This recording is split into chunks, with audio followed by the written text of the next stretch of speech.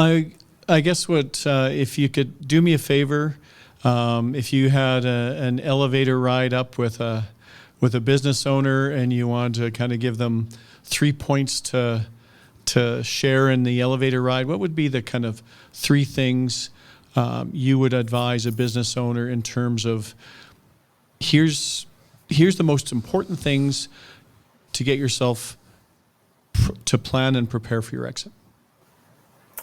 Oh, I like that question. Well, number one, I would always default to, if you can pull yourself out of the business, do that. Number 2, I would say, start to get familiar with the timelines, because this doesn't happen overnight. And if you want it to happen overnight, you're not going to get the value out of your company. But number 3 is be really, really clear on what you want from a personal position, financial position, from a leadership position. What do you want for your company? What do you want for your employees?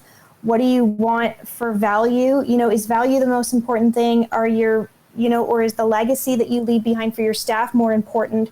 Or is your personal time more important? I recently talked to a business owner and she said, we want to retire in the next few years. We have grandchildren now.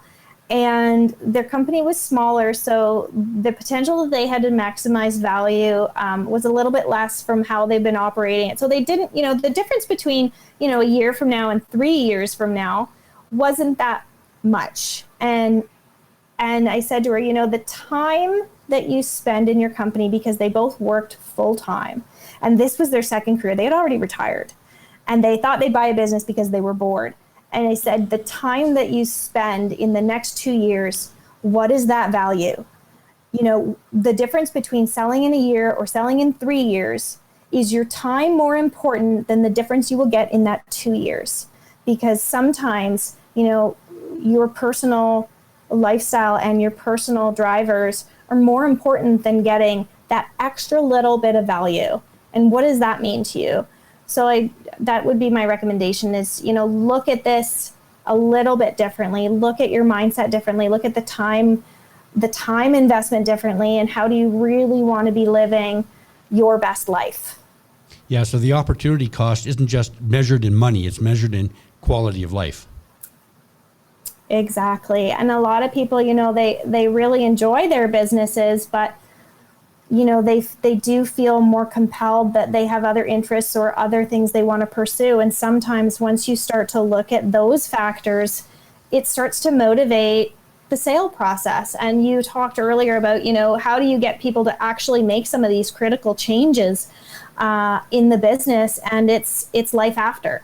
It's, what does my life look like on a day-to-day business? Where am I going to volunteer? What other business am I going to start? What else am I going to invest in? How can I use this money? Where am I going to travel? And all those other things that you're going to do outside of your business, when for so long your business was, for so many business owners, your entire identity. And a lot of entrepreneurs are workaholics in some ways. I know I fall into that trait sometimes, and you've got to sort of have this vision for what your life looks like outside of your business and what's most really, truly most important. So I just want to thank you very much. Yeah. I found all your points really insightful and wonderfully bang on in terms of, I think, high value ideas that every business owner really kind of needs to take to heart and develop their own plan around. Wonderful. Well, thank you so much for having me on, and I really commend the work that you guys are doing, and I really hope that there will be more exit planners coming up the pipe in the next few years. I think it's very needed. So I thank you for your efforts. You bet. Thanks again, Elizabeth. I really appreciate your time today.